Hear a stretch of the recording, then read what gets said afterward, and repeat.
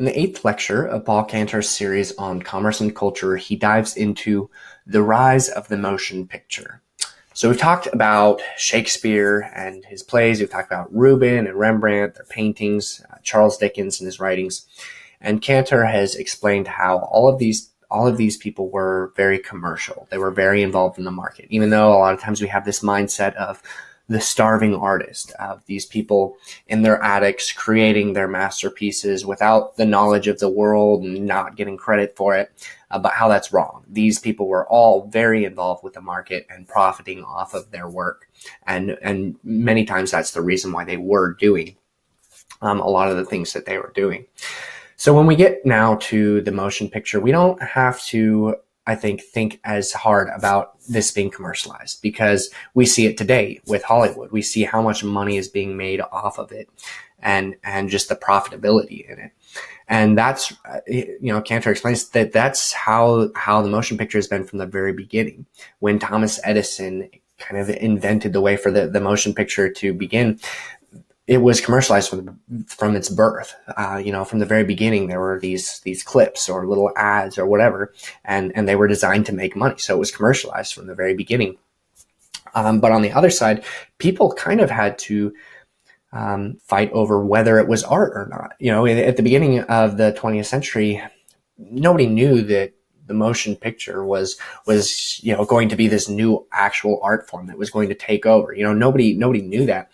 And people kind of debated whether it really was art, because in the past, people pictured art as having one author, right? So with a painting, you have this one painter. With a book or these novels, you have Charles Dickens. So you have this one writer, and the motion picture industry was changing that. There were many more people involved with that. And it was also, kind of a messy process. Cantor describes it as, nobody wants to see how a sausage is made, but in the end, you'll enjoy sausage. But it's kind of the same way in the motion picture industry. Nobody really wants to see the mess of how it's made, but in the end product is oftentimes very good. So he talks quite a bit about Casa Blanca, which, to my great shame, I've never seen Casa Blanca, but his points still stand, even having never seen it. But he talks about how there were basically, I think, 9 writers that were all involved with the writing of Casa Blanca. I think there were like 3 that were actually credited, but 9 that were all involved with the writing. And the entire time that there was filming going on, nobody knew what the ending was going to be for the movie. And eventually got to the point where the actors and actresses were like, hey, we need to know how it's going to end so we know how to treat this person when we're acting. Am I going to fall in love with him? What's going to happen? And so they went through this process of basically figuring out, what is the audience going to want? When the audience gets to hear, the audience is going to want to see this person die.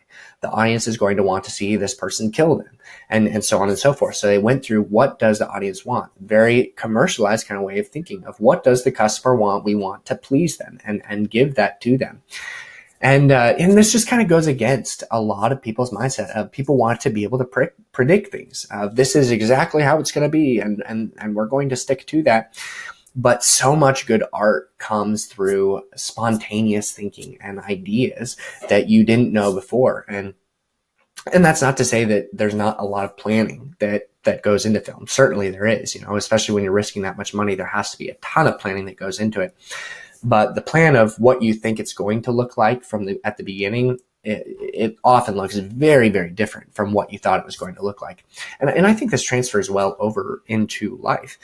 I think it's fantastic to have some goals and plans of what you want to do. In 5 years, this is where I want to be. But at the same time, if you stick only to that, like this, the only things that I'm going to do, I won't do anything else. I think you miss out on some opportunities, some spontaneous opportunities from that if you had taken these other paths, then maybe it would have given you even more opportunities. But you were so stuck in your own plan of wanting to predict what's going to happen that you're not open and willing to take those opportunities.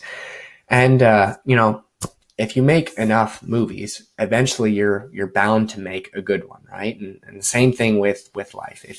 If you keep on taking some of these decisions, you're going to make some bad ones, you're going to make some good ones, but eventually, you're going to make some good ones that will allow you to profit through it.